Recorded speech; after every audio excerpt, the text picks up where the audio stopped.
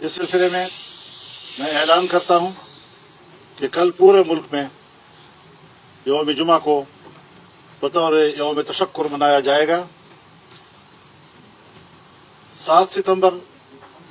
1974 کو پاکستان کی قومی اسمبلی نے متفقہ قرارداد کے ذریعے، متفقہ ترمیم کے ذریعے قادیانیوں کو اور لاہوریوں کو غیر مسلم اقلیت قرار دیا تھا، اور آج جب پوری قوم 7 ستمبر 2024 کو مینار پاکستان لاہور پر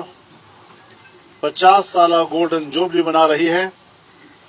اور جس دن کو یوم الفتح کے طور پر منایا جائے گا،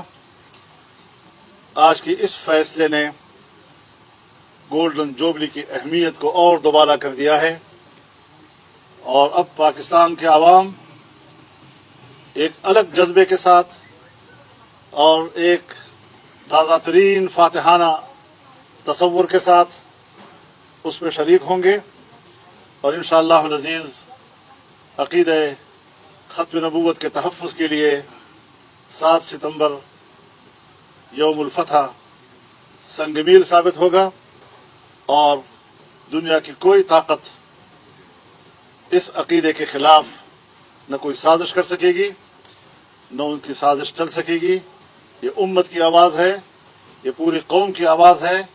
یہ متفقہ آواز ہے۔ ہم ان کے انسانی حقوق کو تسلیم کرتے ہیں،